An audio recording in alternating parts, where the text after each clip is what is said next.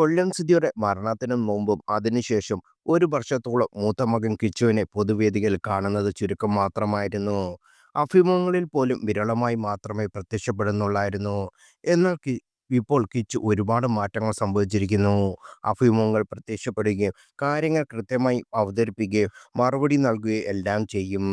2 ലക്ഷത്തിനടുത്ത് സബ്സ്ക്രൈബേഴ്സുള്ള YouTube ചാനലും കിച്ചുവിനുണ്ട്. അടുത്തിടെയായിരുന്നു 21ാം പിറന്നാൾ.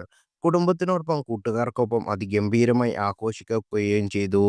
കൊല്ലത്ത് സുധിയുടെ ചേട്ടന്റെ കുടുംബത്തിനോടൊപ്പം അവരുടെ മകനായി കിച്ചു താമസിക്കുന്നത്.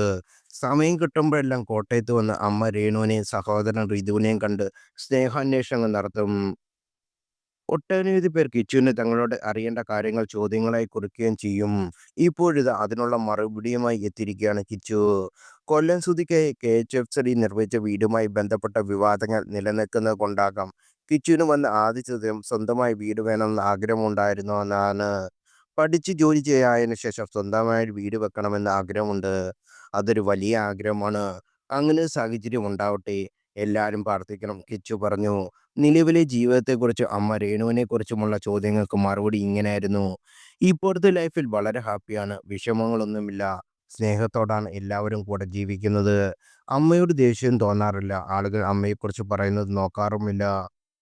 അമ്മയ്ക്ക് ഇഷ്ടമുള്ളതുപോലെ പോകട്ടെ. ആളുകൾ ഓരോന്ന് പറഞ്ഞ് എനിക്കൊന്നും തോന്നിയിട്ടില്ല. നെഗറ്റീവ് കമന്റ് വന്നാൽ ബാഡായി ഫീൽ ചെയ്യാറില്ല. നെഗറ്റീവ് പറയുന്ന ആളുകളുണ്ട്. അതിനെ നമ്മൾ എങ്ങനെ സ്വീകരിക്കുന്നു എന്നത് ആശ്രയിച്ചാണ് എല്ലാം ഇരിക്കുന്നത്. നെഗറ്റീവും പോസിറ്റീവും എല്ലാം സ്വീകരിക്കും. യൂട്യൂബ് ചാനൽ സെറ്റപ്പാക്കി എടുക്കണം എന്നാണ് ഇപ്പോഴത്തെ യൂട്യൂബ് എനിക്കൊരു വരുമാന മാർഗമാണ്. കൂടാതെ ചില കോഴ്സുകളും പഠിക്കുന്നുണ്ട്. യൂട്യൂബ് കൊള്ളാം. ഇതിലെ കരപിടിക്കാൻ പറ്റുമെന്ന് നോക്കാം. റിതപ്പനും അമ്മയുമായി ചേർന്ന് വീഡിയോ ചെയ്യാൻ ശ്രമിക്കാം. എപ്പോഴും അത് തന്നെയാണ് ശരിയാവില്ലല്ലോ എന്ന് കിച്ചു പറഞ്ഞു. സ്വന്തമായി കാർ വാങ്ങാനുള്ള പണം എങ്ങനെ സമ്പാദിച്ചെന്ന് ചോദിച്ചപ്പോൾ മറുപടി ഇങ്ങനെ: യൂട്യൂബ് റവന്യൂയിൽ നിന്ന് ഏറ്റവും കൂടുതൽ റവന്യൂ ലഭിച്ച ശേഷമാണ് കാർ എടുത്തത്. വെറുതെ ആദ്യമായി എനിക്ക് കാർ വാങ്ങാനുള്ള പണം കിട്ടിയത് യൂട്യൂബ് വഴിയാണ്. കാർ എടുക്കാനുള്ള മുഴുവൻ പണവും യൂട്യൂബിൽ നിന്ന് കിട്ടിയില്ല. ബാക്കി തുക അല്ലാതെ സംഘടിപ്പിച്ചു.